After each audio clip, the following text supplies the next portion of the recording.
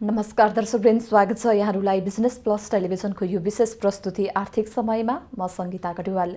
दर्शकवृन्द, budget खर्च बेहोर्ने स्रोतमा सङ्कोचन आएपछि अर्थमन्त्री डाक्टर युवराज खतिवडाले जुन 77-78 को बजेट प्रस्तुत गरिसक्नु भएको छ र बजेट 14 खर्ब 74 अर्ब 64 करोड रुपैयाँको बजेट प्रस्तुत गर्नुभएको छ। आगामी आर्थिक वर्षमा राजस्वबाट 8 खर्ब 90 अर्ब, वैदेशिक ऋण 2 खर्ब भन्दा धेरै र विदेशी अनुदान 60 अर्ब र आन्तरिक ऋण 2 खर्ब 25 अर्ब उठाइने लक्ष्य राखिएको छ। त्यसैगरी विभिन्न क्षेत्रहरूमा बजेट छुट्याइएको छ। त्यसैगरी विकास खर्चतर्फ 3 खर्ब 52 अर्ब रुपैयाँ तथा ऋणको समावेश भुक्तानी तथा संस्थामा चाहिँ लगानीका लागि 1 खर्ब 72 अर्ब करोड रुपैयाँ विनियोजन भएको छ। यसअनुसार बजेट आउँदाखेरि जे जति क्षेत्रहरूमा बजेट छुट्याएको छ त्यो क्षेत्रको बजेट जुन क्षेत्रलाई तोकेर बजेट छुट्याएको छ त्यो बजेट पर्याप्त छ कि छैन र जुन 77-78 को बजेट प्रस्तुत भइसकेपछि विभिन्न विधहरूसँग अर्थविदहरूसँग हामी कुराकानी गर्ने प्रयास गर्नेछौँ। उहाँहरूको विचारमा 77-78 को बजेट कस्तो रह्यो त भन्ने विषयमा केन्द्रित रहेर हामी कुराकानी गर्नेछौँ। त्यसैगरी देशको जुन भावी कार्यदिशा निर्धारण गर्ने बजेट के कस्तो लागेको छ भन्ने विषयमा केन्द्रित रहेर हामीसँग कुराकानी गर्नको लागि यतिखेर हामीसँग हुनुहुन्छ पूर्वाधार विज्ञ किशोर थापाज्यू हुनुहुन्छ। विज्ञज्यू, यहाँलाई स्वागत छ। नमस्कार। हजुर, देशको भावी कार्यदिशा निर्धारण गर्ने बजेट यहाँले कसरी मूल्याङ्कन गर्नुहुन्छ? कस्तो लाग्यो यहाँलाई बजेट? बजेट हेर्दै जाँदाखेरि मलाई चाहिँ अहिलेको जुन परिस्थिति अलि विषम परिस्थिति छ, यो कोरोनाको महामारी र यो लकडाउनको कारणले अर्थतन्त्र एकदमै शिथिल भएको अवस्थामा यो चाहिँ एकदम व्यवहारिक हिसाबले नै यो बजेट आएको छ। यो धेरै महत्त्वाकांक्षी छैन र विगतका सरकारले भन्दा यो बजेटको अलि फरक केमा छ भने विगतको बजेटहरूमा नाराहरू ज्यादा हुन्थ्यो। त्यो अहिले एक हदसम्म यो नारा मुक्त पनि भएको छ, एकदम यथार्थ फरक र व्यवहारिक भएको छ। अब हामीले योभन्दा धेरै ठुलो अपेक्षा पनि गर्नु हुँदैन अहिलेको परिस्थितिमा। त्यसले गर्दाखेरि यो अहिले सरकारले जुन व्यवहारिक बजेट ल्याएको छ मलाई खुसी नै लागेको छ।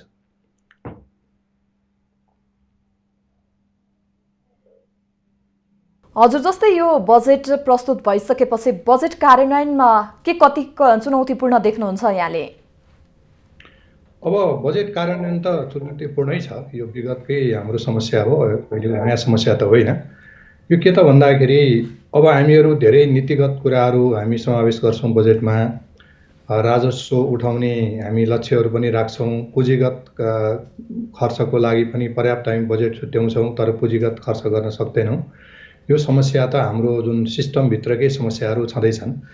र अहिले चाहिँ म के देख्छु भन्दाखेरि सरकारलाई अब यो चालु खर्च नै झन्डै करिब 9 खर्ब जति 8 खर्ब 90 अर्ब जति जुन चालु खर्च छ, त्यो चालु खर्च चाहिँ उठाउनको लागि नै अब चाहिँ हम्मे पर्ने अवस्था चाहिँ छ। अझ करिब 9 अर्बभन्दा बढी जुन चालु खर्च उठाउनको लागि अहिले राजस्व चाहिँ करिब 8 अर्ब 90 अर्बको जुन 8 खर्ब 90 अर्बको जुन कुरा आएको छ त्यो नै एकदमै गाह्रो छ।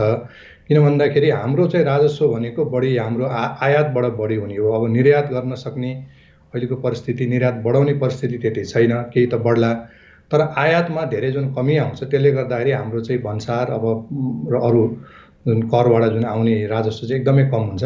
त्यसले गर्दाखेरि हाम्रो साधारण खर्च पनि धान्नलाई यो चाहिँ राजस्वले धान्नलाई मुस्किल पर्छ। त्यो निकै चुनौतीपूर्ण छ। अर्को कुरा चाहिँ अब जुन पुँजीगत क्षेत्रमा जुन खर्च छुट्याएको छ 3 खर्ब 50 अर्ब जति, अब यो पनि विभिन्न कारणले गर्दाखेरि हाम्रो विकास निर्माणका आयोजनाहरू चाहिँ अब यो तयार अघि चाहिँ सुरु हुने अवस्थामा छैन र तयार पछि पनि कुन गतिमा त्यो सुरु हुन्छन् अथवा कुन गतिमा त्यो अगाडि बढ्छन् भन्ने कुरा हेर्न बाँकी भएको हुनाले आगामी आर्थिक वर्षमा पुँजीगत खर्चमा पनि धेरै ठुलो चाहिँ उल्लेख्य सुधार हुने मैले देखेको छैन। यी चुनौतीहरू छन्। अब बाँकी अर्को एउटा यसपालि आएको नयाँ कुरा के छ भने निजी क्षेत्रलाई जुन एउटा राहत प्याकेज ल्याएको छ 1 खर्ब रुपियाँको, त्यो 1 खर्ब रुपियाँको जुन राहत प्याकेज छ निजी क्षेत्रले त्यो एउटा 5% ब्याजको दरले उनीहरूले त्यो ऋण लिएर त्यो लिने भन्ने कुरा छ। त्यसमा अब निजी क्षेत्र कतिको त्यो लिन उत्सुक हुन्छ, त्यसका प्रक्रियाहरू कति सरल हुन्छन्, सरल र सहज हुन्छन् कि हुँदैनन्, त्यो कुरा हेर्न पनि बाँकी छ। त्यसले गर्दाखेरि अब निजी क्षेत्रले त्यो सरकारले छुट्याएको जुन रकम त्यो 1 खर्ब रुपियाँको सदुपयोग गर्यो भने अर्थतन्त्रमा केही राम्रो चाहिँ सकारात्मक परिणामहरू देखिन्छन्। यदि त्यो निजी क्षेत्रले त्यो उपयोग गर्न सकेन भने हाम्रा निजी उद्योग धन्दा व्यवसाय पनि त्यति माथि उड्न सक्दैनन्। त्यसकारण यी चुनौतीहरू चाहिँ राजस्व असुलीमा, पुँजीगत खर्चमा र निजी क्षेत्रलाई छुट्याएको जुन प्याकेजको सदुपयोगमा चाहिँ मैले चुनौतीहरू देख्छु। हजुर, जस्तै हरेक क्षेत्रमा बजेट छुट्याएको छ, त्यसै गरी विशेष गरी यो पूर्वाधारका क्षेत्रलाई कुन रूपमा जुन बजेट निरन्तरता दिएको पाउनुभयो, यहाँको विचारमा कसरी विश्लेषण गर्नुहुन्छ? पूर्वाधारमा अहिले चाहिँ के छ भन्दाखेरि विगतका सुरु गरेका आयोजनाहरू, धेरै आयोजनाहरूलाई निरन्तरता दिएको छ। राष्ट्रिय गौरवको आयोजनाहरू पनि निरन्तर छन्। त्यसमा एउटा नयाँ आयोजना चाहिँ महाकाली सिँचाइ आयोजनालाई राष्ट्रिय गौरवको आयोजनाको रूपमा सञ्चालन गर्ने भन्ने एउटा नयाँ कुरा चाहिँ यो बजेटमा आएको छ। र अब सडकमा धेरै ठुलो रकम छ, झन्नै अब 1 खर्ब 37 अर्ब भन्दा पनि बढी चाहिँ यो सडकतिर चाहिँ गएको छ। यो सडकमा लगानी गर्न आवश्यक पनि छ। र त्यसै गरिकन अहिले सरकारले बढी ध्यान दिएको चाहिँ यो स्वास्थ्य सम्बन्धी पूर्वाधारहरू, विशेष गरी यो अस्पतालहरूको चाहिँ निर्माण गर्ने, हरेक प्रदेशमा प्रादेशिक अस्पताल, त्यसपछि गएर चाहिँ कैलाली, बर्दिया लगायतका अरू जिल्लाहरूमा थप अस्पतालहरू निर्माण गर्ने कुराहरू छन्। र भएका चाहिँ काठमाडौँ उपत्यका लगायत अरू अस्पतालमा पनि सर्वरोग अस्पतालहरू बनाउने जुन कुराहरू छन्, त्यो चाहिँ पूर्वाधारमा यसपालि धेरै ठुलो लगानी छ। त्यो आवश्यक पनि छ। वास्तवमा अहिले यो बजेटबाट हामीले अपेक्षा गरेको के हो भने स्वास्थ्य सम्बन्धी हाम्रो पूर्वाधारमा चाहिँ प्रशस्त लगानी हुनु पर्यो। अस्पतालहरूको बेड सङ्ख्या थपिनु पर्यो, अस्पताल भवनहरू बन्नु पर्यो, अरू उपकरणहरू थपिनु पर्यो। त्यो कुरा चाहिँ अहिले एउटा यो कोरोनाले हामीलाई दिएको एउटा चुनौती पनि हो र समग्र स्वास्थ्य क्षेत्रलाई सुधार गर्ने, यसको चाहिँ विकास गर्ने एउटा अवसर पनि हो। त्यसकारणले स्वास्थ्यमा बजेट चाहिँ करिब 90 अर्ब जति छुट्याएको छ। तर मलाई चाहिँ व्यक्तिगत रूपमा के लाग्छ भने योभन्दा बढी बजेट चाहिँ स्वास्थ्यमा हामीले छुट्याउनु पर्ने थियो। अरूतिर खर्च कटाएर भए पनि स्वास्थ्य सम्बन्धी पूर्वाधारमा यो 90 अर्बबाट पनि बढाउनु पर्ने थियो। त्यो बढ्न सकेको छैन। तर मलाई लाग्छ कि 90 अर्ब नै खर्च भयो भने पनि केही न केही अर्को आर्थिक वर्षसम्ममा हाम्रो स्वास्थ्यमा केही न केही सुधार हुने चाहिँ मैले देखेको छु। त्यसै गरी शिक्षामा पनि धेरै ठुलो बजेट छ। तर त्यो अधिकांश त्यो शिक्षामा चाहिँ छुट्याएको बजेट चाहिँ यो शिक्षकहरूको तलब भत्तामा बढी जान्छ, पुँजीगत निर्माणमा त्यति साह्रो हुँदैन। त्यसले गर्दाखेरि अब अरू चाहिँ हाम्रो सडक, पुलहरू, भवनहरू, केही ठुल्ठुला भवनहरूको लागि पनि बजेट छुट्याएको छ। ती चाहिँ एउटा नियमित हिसाबले अहिले चालु हाम्रो पूर्वाधार आयोजना हुन्। नयाँ आयोजना चाहिँ त्यो महाकाली सिँचाइ आयोजना मात्रै मैले नयाँ रूपमा पाएको छु। हजुर, जस्तै यहाँले भन्नुभयो स्वास्थ्य क्षेत्रमा जुन स्वास्थ्य क्षेत्रको विकास गर्नका लागि अझ धेरै बजेट जुन खर्चिनु पर्ने थियो, निकासा गर्नुपर्ने थियो, त्यो भएन भनेर भन्नुभयो। त्यसै गरी अन्य क्षेत्रहरूमा जति क्षेत्रहरूमा पहिला पनि जुन बजेट छुट्याइने गरिन्थ्यो, ती जुन क्षेत्रहरूले चाहिँ फेरि बजेटको प्राथमिकतामा परेको देख्नु भएको छैन यहाँले? प्राथमिकतामा यसपालि प्राथमिकता अलि बदलिएको छ। मैले अघि नै भने कि अब स्वास्थ्य र शिक्षालाई अलि बढी महत्त्व दिएको छ। पूर्वाधारमा यसपालि त्यति बढी महत्त्व दिएको छैन। पूर्वाधारलाई यथास्थितिमै राखिएको छ र कृषिलाई अलिकति बढी महत्त्व दिएको हो। कृषि पनि हाम्रो ठुलो क्षेत्र हो। कृषिमा पनि हामीले जुन प्रशस्त लगानी गर्नुपर्ने पूर्वाधारमा, मलखादमा, बिउ बिजनमा, त्यसपछि गएर कृषकहरूलाई दिने विभिन्न किसिमका अरू सुविधामा जुन दिनुपर्ने हो। अब कृषि क्षेत्र भन्नलाई हामी एकदमै अर्थतन्त्रको ठुलो क्षेत्र भन्छौँ। तर कृषिमा चाहिँ मलाई लाग्छ कि धेरै पर्याप्त बजेट चाहिँ छैन, जति पर्याप्त बजेट चाहिँ छैन, त्यो चाहिँ छ। तर मलाई जे जति छ त्यसलाई हामीले सदुपयोग गर्न सक्यौँ भने त्यो राम्रै हुन्छ। अब एउटा कुरा यसमा देखिएको के छ भन्दाखेरि एउटा ठुलो चाहिँ मलाई आएको चाहिँ विद्युतीय कारोबार बढी जोड दिएको छ। विद्युतीय गर्ने कुरा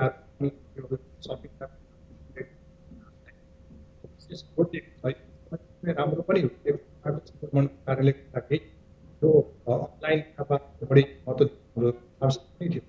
तर त्यो हुँदा एउटा दुःखको कुरा के भयो भन्दाखेरि विद्युतीय गाडीहरूको चाहिँ भन्सार चाहिँ बढाइएको छ।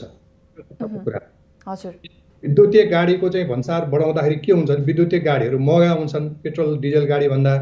त्यसपछि गएर हाम्रो चाहिँ एकातिर विद्युत बढी भएर हाम्रो विद्युत खपत भएन, खपत बढाउनु पर्यो भनेर हामी एकातिर कराइरहेका छौँ। अर्कोतिर विद्युत गाडीमा चाहिँ भन्सार बढाउँदाखेरि अब विद्युत गाडी चाहिँ धेरै महँगो हुने अवस्था भएको हुनाले त्यो चाहिँ एउटा ठुलो गल्ती भयो जस्तो लाग्छ मलाई यो बजेटमा। यो के कारणले भयो, कसको दबावमा भयो मैले बुझ्न सकेको छैन। तर यो चाहिँ यसले चाहिँ हाम्रो वातावरणविदहरूको लागि, हाम्रो चाहिँ अर्थशास्त्रीहरूको लागि र आम नागरिकको लागि पनि एउटा अनौठो कुरा भयो। विद्युतीय गाडीमा भन्सार बढाउनु चाहिँ एकदम सरकारको नीति नै विपरीत जस्तो मलाई लाग्छ, यो भएको छ। अर्को कुरा चाहिँ एउटा एकदमै गलत कुरा के भयो भन्दाखेरि, अब शिक्षामा बजेट त प्रशस्त छुट्याएको छ। अब सार्वजनिक शिक्षा के अरे यो माध्यमिकसम्मको लागि निःशुल्क पनि भनेको छ।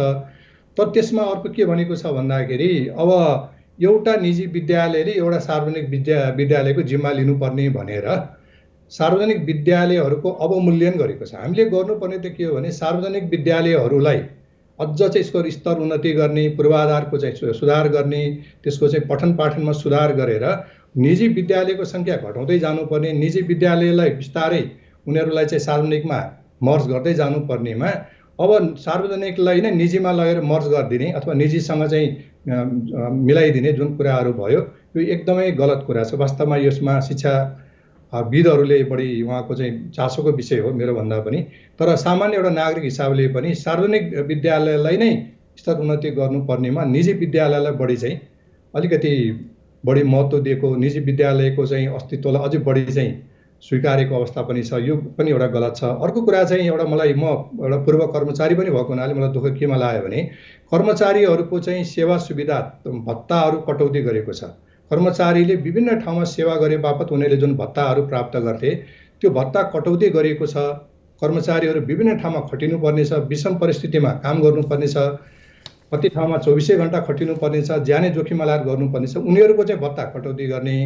तर अब चाहिँ म जनताको सेवा गर्छु भनेर चुनिएका जनप्रतिनिधिहरूको कसैको पनि तलब भत्ता कटौती नगर्ने, सांसदहरूको पनि सांसद जुन विकास कोष भनेर उनीहरूले अब 4 करोड रुपियाँ कायमै राख्ने, देशभरि यत्रो विरोध हुँदाहुँदै पनि त्यो 4 करोड रुपियाँको चाहिँ कायमै भएको छ। त्यसमा चाहिँ पहिले 6 करोड थियो, 2 करोड मात्रै घटाइएको छ लोकाचारको लागि। धेरै त्यसमा त्यो त खारेजै हुनु पर्थ्यो, त्यो भएन। र उनीहरूको चाहिँ सांसदहरूको चाहिँ तलब भत्तामा कुनै किसिमको कमी चाहिँ भएको छैन, त्यहाँ कुनै खारेजी अथवा कटौती भएको छैन। कर्मचारीलाई मारमा पारिएको छ। यो पनि एउटा चाहिँ नमिल्दो कुरा चाहिँ मैले देखेको छु। हजुर, जस्तै यहाँले भन्न खोज्नुभयो सांसदहरूको भत्ता लगायत सेवा सुविधामा कटौती भएन, तर अन्य कर्मचारीहरूको सेवा सुविधामा कटौती भयो भन्न खोज्नुभयो। हो, यो एकदमै गलत हो। फिल्डमा खटिने 24 घण्टा खटिनुपर्ने, ज्यानै जोखिममा लाएर चाहिँ विकट चाहिँ ठाउँमा गएर खटिनुपर्ने कर्मचारीको चाहिँ भत्ता काटिने, तर संसदमा बसेर मजासँग चाहिँ निदाएर बस्ने अथवा चाहिँ उपस्थित नभइकन चाहिँ हाजिर बजाएर चाहिँ बाहिर निस्केर चाहिँ भत्ता खाने चाहिँ सांसदहरूको त भत्तामा त कटौती भएन। अहिलेको अवस्थामा त सबैको भत्ता कटौती हुनुपर्छ। मैले भने के भने कर्मचारीको हुनु हुँदैन भन्ने होइन, तर कर्मचारीको चाहिँ कटौती हुने, तर सांसदको चाहिँ कटौती नहुने चाहिँ यो एकदमै पक्षपातपूर्ण भयो जस्तो लाग्छ मलाई। भनेपछि यो आवरणमा नयाँ देखाएको बजेटले कतै पुरानो झल्को लगायत अन्य केही त्रुटिहरू गर्यो भन्न खोज्नुभयो यहाँले? त्रुटिहरू मैले औल्याएँ नि, त्रुटिहरू कर्मचारीको चाहिँ भत्ता कटौती गर्ने कुराहरू, त्यसपछि गएर यो सार्वजनिक विद्यालयहरूलाई चाहिँ निजी विद्यालयसँग आबद्ध गर्ने कुराहरू, यी कुराहरू चाहिँ एकदमै गलत छ। यो कुराहरू एकदमै गलत छ। मलाई लाग्छ कि यो अहिले संसदमा त्यो छलफल पनि हुन्छ होला यस बारेमा, तर मलाई चाहिँ एकदमै गलत लाग्छ। जस्तै यहाँले अलिकति अगाडि इङ्गित गर्दै हुनुहुन्थ्यो, यो जुन जे जति पनि इलेक्ट्रिक जुन सवारी साधनहरूमा भन्सारमा केही वृद्धि गरियो भनेर भन्नुभयो, तर यो पेट्रोलबाट चल्ने पछिल्लो समयमा पेट्रोलबाट भन्दा पनि विद्युतीय गाडीहरूलाई जुन पहिलो प्राथमिकतामा ल्याउने भन्दै पनि यो जुन भन्सारमा केही वृद्धि गरिनु, करमा वृद्धि गरिनुमा चाहिँ यहाँको भनाइ के रहेको छ? त्यही त, अब जस्तो हाम्रा विभिन्न नीतिहरू, सवारी साधन सम्बन्धी नीतिहरू छन्, विभिन्न हाम्रो सेमिनार गोष्ठीमा कुराहरू हुन्छ, वातावरणविदहरूले कुरा उठाइरहन्छन्, अर्थविदहरूले पनि यो जुन किसिमको व्यापार घाटा छ, भारतसँगको व्यापार घाटामा यो इन्धनकै जुन आयातले ज्यादा हाम्रो घाटा बगे घटाउनुपर्छ भनिन्छ। अर्कोतिर हाम्रो चाहिँ बिजुलीको खपत भएन, बिजुली खपत बढाउनु पर्यो, चार्जिङ स्टेसन बढाउनु पर्यो भन्छौँ, तर फेरि विद्युत गाडीमा आयातमा चाहिँ हामी भन्सार बढाउँछौँ। यो एकदमै अमिल्दो कुरा छ कि। अब यो किन यसरी अमिल्दो कुरा मैले चाहिँ अब बुझ्न सकेको छैन। यसमा अझ छलफल अझ आवश्यक देख्छु। अझ यसमा अझ हामीले चाहिँ अध्ययन गर्नुपर्ने आवश्यकता त देखिन्छ, तर यो के कारणले भयो यो चाहिँ अब मैले बुझेको छैन। भनेपछि अहिले आएको बजेट जे जति क्षेत्रलाई आयो र केही त्रुटिहरू हुँदाहुँदै पनि यो बजेट बनाउनुमा चाहिँ अलिकति अध्ययन पुगेन भन्न खोज्नु भएको हजुरले? होइन, अध्ययन त पुगेको छ। मैले अघि नै भने कि यो बजेट एकदमै व्यवहारिक छ। यो भनौँ न, यो फोस्रा नाराहरूबाट यो मुक्त छ, व्यवहारिक छ। प्राथमिकताले तोकेको छ। तर यी गर्दा गर्दै पनि केही कुराहरूमा गम्भीर त्रुटिहरू चाहिँ भएको मैले पाएँ।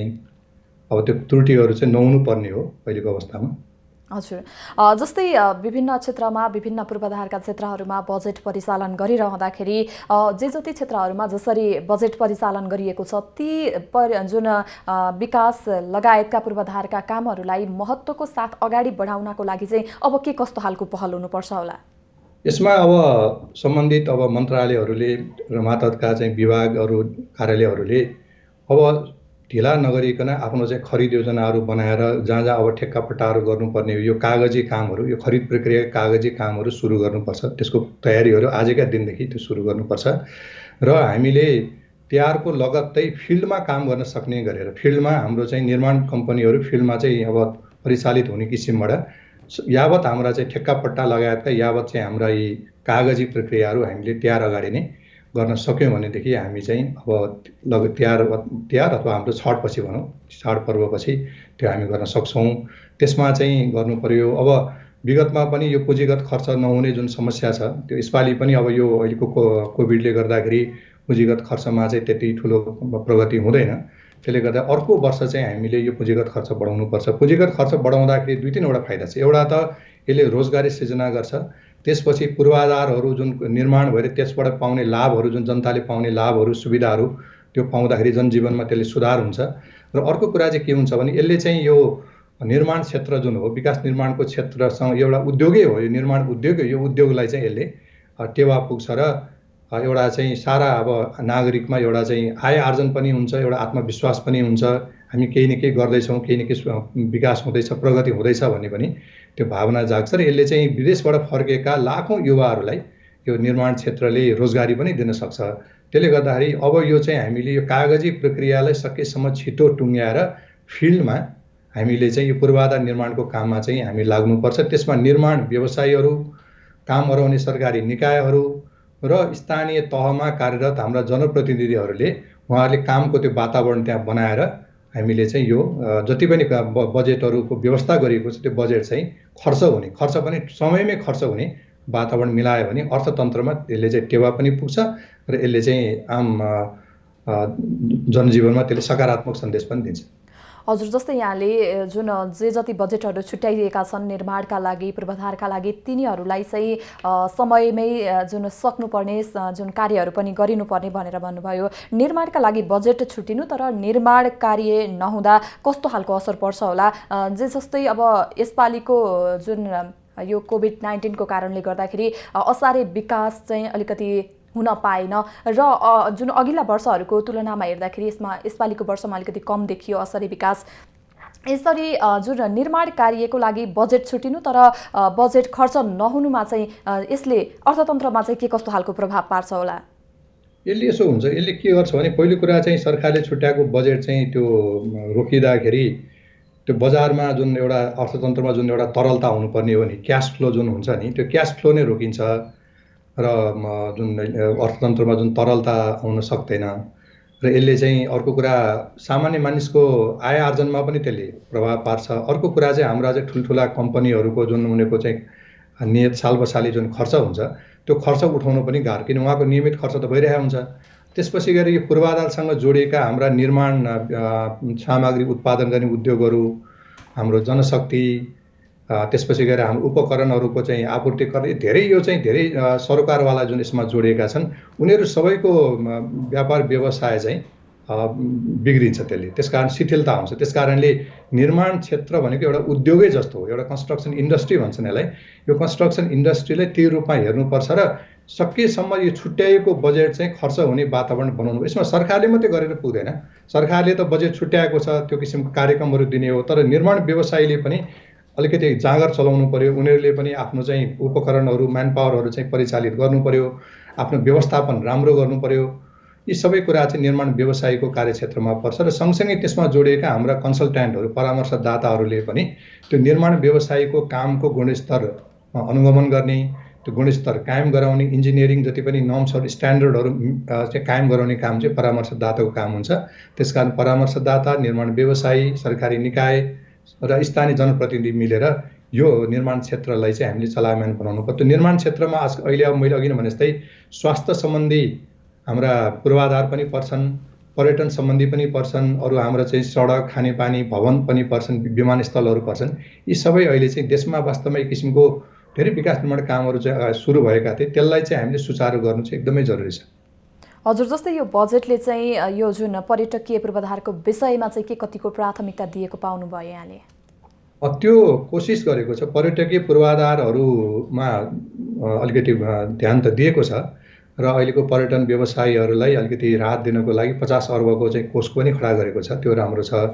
अब यो पर्यटकीय पूर्वाधार भने छुट्टै पूर्वाधार पनि होइन, कतिपय चाहिँ कुराहरू चाहिँ पर्यटकले र अरू साधारण मानिसले एउटै पूर्वाधार प्रयोग गर्छन्।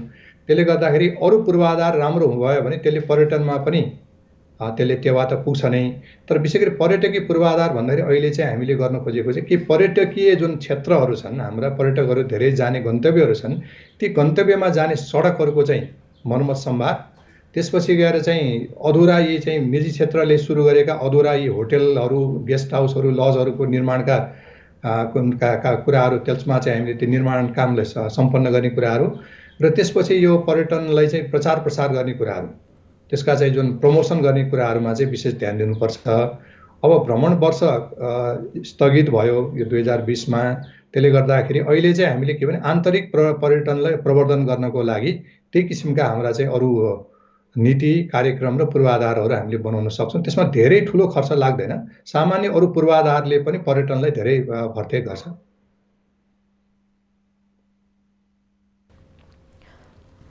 हजुर, जस्तै यो बजेटले चाहिँ सुरुङ निर्माण, फ्लाइओभर र रेलमार्गलाई प्राथमिकता दिएको छ, यसबारेमा चाहिँ यहाँ के भन्नुहुन्छ नि? यो कुराहरू अब यी नयाँ कुरा त होइनन् होइन, यी जति पनि यो पहिलेदेखि नै यसको सम्भाव्यता अध्ययनहरू भइरहेको, हाम्रो भौतिक पूर्वाधार मन्त्रालयले अध्ययनहरू गराइरहेकै हो र अब यसपालि निर्माण सुरु गर्ने भनेर एउटा कमिटमेन्ट, एउटा प्रतिबद्धता आएको छ र यो प्रतिबद्धता अनुसार अब काम सुरु गर्नु पर्यो। यसको लागि अब चाहिँ काम सुरु गर्नको लागि गर्नुपर्ने ठेक्कापट्टाका कामहरू, त्यसपछि गएर अरू चाहिँ त्यहाँ भौगोलिक अध्ययन गरौँ, सोइल टेस्टिङ गर्ने कुराहरू, परामर्शदाता नियुक्त गर्ने कुराहरू, यी कुराहरू चाहिँ अब हाम्रो सम्बन्धित विभागहरूले त्यो सुरु गर्यो भने यी अति आवश्यक पनि छन्। अब त्यसले गर्दाखेरि अब यसको लागि अब फिल्डमा जति छिटो काम सुरु भयो त्यति नै मानिसमा, एउटा आम नागरिकमा पनि यो काम हुन लागेको छ, अब केही अलिकति सहज हुन्छ भन्ने कुरा महसुस हुन्छ। विशेष गरी सहरी क्षेत्रमा पूर्वाधारहरू एकदम अपर्याप्त छन्। अब सहरी जनसङ्ख्या बढ्दो छ, सहरवासीको अपेक्षा पनि बढ्दो छ, तर पूर्वाधार एकदमै कमजोर भएको हुनाले सहरी पूर्वाधारमा चाहिँ बढी ध्यान दिनुपर्ने छ। अब यो पटक चाहिँ सहरी पूर्वाधारमा थप बजेट चाहिँ छैन। सहरी क्षेत्रको लागि करिब 35 अर्ब जति मात्रै छुट्याएको छ, तर त्यो 35 अर्ब पनि अब खर्च चाहिँ हुनु पर्यो। त्यो खर्च चाहिँ भयो भने पनि केही न केही त्यसले सहरी क्षेत्रमा सुधार चाहिँ हुन्छ। अलिकति प्रसङ्ग बदलौँ, यो पूर्वाधार क्षेत्रमा कोभिड-19ले पारेको प्रभाव र पुनरुत्थान लगायत दिगो पूर्वाधारका कार्यक्रम कार्यान्वयनको पाटो कस्तो र कसरी अगाडि बढ्नुपर्छ यहाँको विचारमा? अब अहिले बजेटमा त्यसमा धेरै व्याख्या त गरिएको छैन, तर नीति र कार्यक्रममा त्यसबारेमा केही कुराहरू उल्लेख भएको छ। त्यसकारण मैले भन्दै आएको छु कि यो पूर्वाधार निर्माणको क्षेत्रलाई अब खुकुलो गर्दै जानुपर्छ। यसमा हाम्रो स्वास्थ्य सम्बन्धी सामान्य जुन यसका नियमहरू छन्, गाइडलाइनहरू पालना गरेर यो निर्माणका कामहरूलाई अगाडि बढाउनुपर्छ। सुरुमा चाहिँ हाम्रो राष्ट्रिय गौरवका आयोजनाहरू र ठुल्ठुला आयोजनाहरू सुरु गर्दै जाने, अनि बिस्तारै अरू चाहिँ मझौला र साना आयोजनाहरूमा पनि हाम्रो काम सुरु गर्दै जानुपर्छ। त्यसले गर्दाखेरि यो जति ढिला भयो यसले चाहिँ के हुन्छ भने बजेट खर्च नहुने अवस्था पनि आउँछ, त्यसपछि रोजगारी जुन सृजना हुनुपर्छ त्यो रोजगारी सृजना पनि हुन सक्दैन। विदेशबाट फर्केका हाम्रा चाहिँ लाखौँ युवाहरूमा पनि एउटा नैराश्यता आउँछ। र तेस्रो कुरा चाहिँ हाम्रो जुन निर्माण उद्योग हो, यो निर्माण उद्योग चाहिँ पनि यो ठप्प हुन्छ, निर्माण उद्योग चल्न सक्दैन। त्यसले गर्दाखेरि हाम्रो चाहिँ जुन अर्थतन्त्रमा निर्माण क्षेत्रको 10% भन्दा बढी जुन योगदान छ, त्यसकारण यो यति ठुलो योगदान भएको क्षेत्रलाई चाहिँ हामीले चलायमान बनाउनै पर्छ। यसमा सरकार, निर्माण व्यवसायी लगायत सबैजना यसमा अलिकति गम्भीर हुनैपर्छ। हजुर, जस्तै यो कोभिड-19ले पूर्वाधार लगायतका अन्य क्षेत्रहरूमा पारेको प्रभाव र यदि यो अझै सङ्क्रमण लम्बियो भनेदेखि चाहिँ यी पूर्वाधार क्षेत्रमा के कस्तो खालको प्रभाव पार्ने देख्नुहुन्छ यहाँले? पूर्वाधारहरू यसो हुन्छ, पूर्वाधारहरू चाहिँ आयोजनाहरू लथालिङ्ग हुन्छन्, बनेका चाहिँ संरचनाहरूको पनि त्यहाँ क्षति हुने सम्भावना हुन्छ। किनभने हाम्रो त बाढी, पहिरो, अनेक किसिमका प्राकृतिक विपत्तिले गर्दाखेरि अधुरा रहेका हाम्रा संरचना अधुरो आधा आधा काम भएका कुराहरू ती चाहिँ फेरि बिग्रिन सक्छन्, त्यसमा क्षति पुग्न सक्छ, त्यसको राम्रो चाहिँ हेरविचार नहुन सक्छ र फेरि चाहिँ अब गाउँ गाउँ गइसकेका हाम्रा कामदारहरूलाई फेरि चाहिँ यो निर्माण स्थलसम्म ल्याउन गाह्रो पर्न सक्छ। किनभने अहिलेसम्म त पर्खेर बसेका छन्, अब चाहिँ बोलाइहाल्छ कि हामी काममा फर्किन पाउँछौँ भने भोलि गएर अब यो चाहिँ लामो समयसम्म निर्माणको काम नहुने भएपछि उनीहरूले आफ्नो गाउँ गएर आफ्नै हिसाबले बन्दोबस्त गर्छन्। उनीहरूले फेरि चाहिँ फर्के निर्माण स्थलमा हुन गाह्रो हुन्छ, फेरि विदेशी कामदार ल्याउनु पर्ने अवस्था पर्छ। एकातिर हाम्रा चाहिँ युवाहरूले काम नपाउने अनि विदेशी कामदार ल्याउनु पर्ने अवस्था आयो भने चाहिँ फेरि त्यो दुर्भाग्यपूर्ण हुन्छ। त्यसले गर्दाखेरि यो निर्माण क्षेत्रमा संलग्न भएका हाम्रा जति पनि श्रमिकहरू छन्, प्राविधिकहरू छन्, उनीहरू अहिले गाउँ गाउँमा गएका छन्, घर घरमा बसेका छन्। अब उनीहरूलाई चाहिँ बिस्तारै मोबिलाइज गर्नु पर्यो र उनीहरूले निर्माण स्थलसम्म जहाँ काम हुन्छ, निर्माण आयोजना स्थलसम्म चाहिँ उनीहरूलाई ल्याएर राम्रोसँग उनीहरूलाई बस्ने खाने व्यवस्था गरेर काम सुचारू गर्नुपर्छ। भनेपछि यदि यो सङ्क्रमण लम्बियो र लकडाउन पनि लम्बियो भने पनि सुरक्षाका उपायहरू अपनाएर जुन निर्माण कार्यहरू, जुन विकास योजनाहरू छन् तिनीहरूलाई अगाडि बढाउनु पर्यो भन्न खोज्नुभयो यहाँले। त्यो बढाउनु पर्यो। बरु केसम्म गर्न सक्छौँ भने हाम्रा निर्माण आयोजना स्थलहरूमा चाहिँ हामीले सानो चाहिँ त्यहाँ क्लिनिक राख्न सक्छौँ, स्वास्थ्य एउटा क्लिनिक राख्न सक्छौँ, त्यहाँ डक्टरको व्यवस्था गर्न सक्छौँ अथवा त्यहाँ अरू स्वास्थ्य कर्मीको व्यवस्था गरेर उनीहरूको स्वास्थ्यमा अलिकति बढी निगरानी गरेर हामी काम गर्न सक्छौँ। अहिलेसम्म हामीले निर्माण आयोजना स्थलहरूमा हामीले चाहिँ खालि एउटा प्राथमिक उपचारको मात्रै व्यवस्था गर्थ्यौँ है। त्यो प्राथमिक उपचारले पुग्दैन कि अलिक विशेष चाहिँ अब यो कोरोनाको चाहिँ सङ्क्रमणको अवस्थामा अलिकति कोरोनासँग सम्बन्धित हाम्रा चाहिँ सावधानीका उपायहरू गर्नको लागि ठुल्ठुला चाहिँ हाम्रा चाहिँ निर्माण व्यवसायीहरूले सरकारसँग चाहिँ सहकार्य गरेर आयोजना स्थलमा चाहिँ स्वास्थ्य कर्मीको व्यवस्था नै हामी गर्न सक्छौँ। त्यो गऱ्यो भने अलिकति स्वास्थ्य हाम्रा निर्माण क्षेत्रमा कार्यरत हाम्रा चाहिँ श्रमिकहरू, प्राविधिकहरू पनि अलिक ढुक्कको महसुस, उसलाई पनि ढुक्क हुनु पऱ्यो नि त, मलाई केही हुँदैन म काम गर्छु भनेर उनीहरू र उनीहरूको परिवार पनि निश्चिन्त हुनु पऱ्यो। त्यसको लागि चाहिँ अलिकति स्वास्थ्य सम्बन्धी सेवा सुविधाहरू चाहिँ निर्माण स्थलमा उपलब्ध हुनु एकदम जरुरी छ। हस्, धन्यवाद यहाँलाई समय र संवादका लागि। धन्यवाद।